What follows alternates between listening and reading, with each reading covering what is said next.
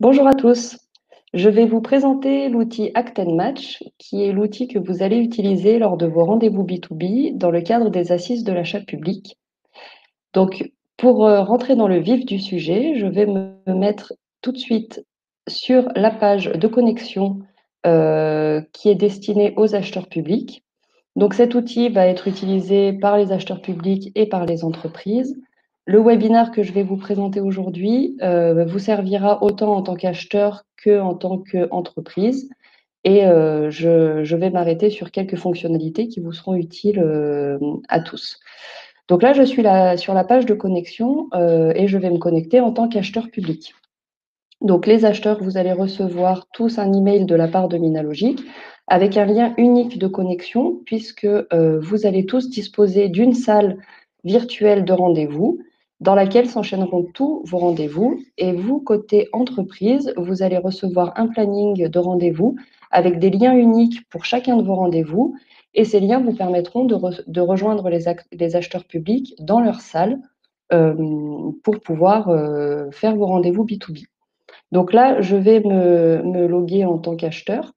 Un point important quand même à préciser avant tout, c'est d'utiliser, s'il vous plaît, le navigateur Chrome, Google Chrome, qui est le plus performant avec l'outil Act Match.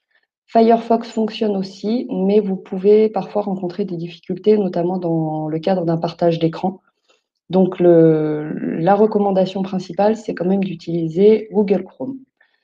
Donc là, je suis sur Google Chrome, je me logue en tant qu'acheteur et là, je vais entrer du coup dans la salle de réunion.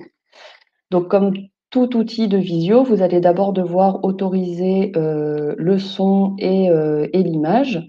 Donc vous autorisez l'utilisation de la caméra et du micro. Vous voyez ici que le micro est fonctionnel et la caméra également puisque vous vous voyez. Donc j'entre dans la salle et là, voilà le petit compte à rebours, me voilà connecté à la salle de visio.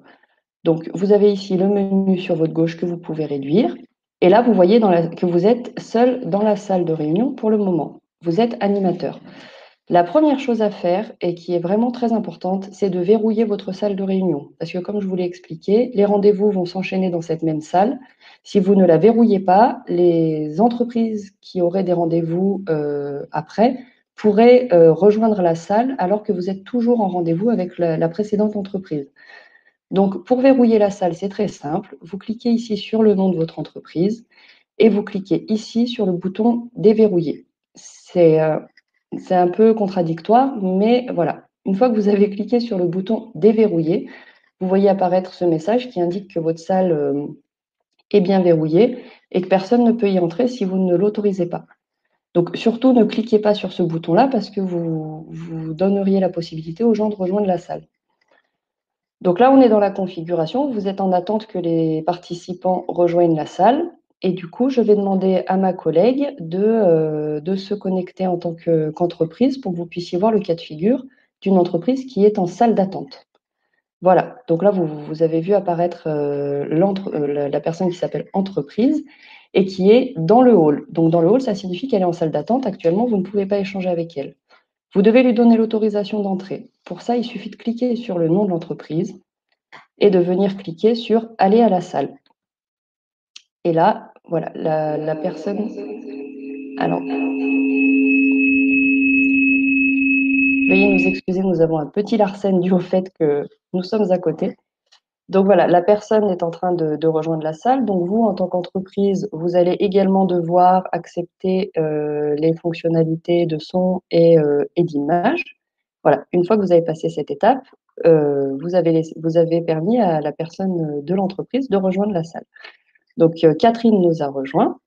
Et donc là, nous pouvons commencer notre rendez-vous. Nous pouvons échanger de vive voix. Une particularité, en tant que participant, vous ne pouvez pas partager votre écran. Et dans le cadre de rendez-vous B2B, il est souvent intéressant de pouvoir partager une présentation ou de pouvoir faire une démo. Donc, pour pouvoir vous permettre, en tant qu'entreprise, de partager votre écran, l'animateur, donc l'acheteur public, va devoir vous donner l'autorisation de devenir animateur. Pour cela, il suffit de cliquer sur votre nom et de désigner la personne animateur. Donc là, voilà, vous voyez que Catherine est passée également animateur. Donc là, si vous avez une présentation et un partage d'écran à faire, vous pouvez le faire en venant cliquer juste ici sur cette icône qui s'appelle partage de bureau. Donc Catherine va le faire pour vous montrer.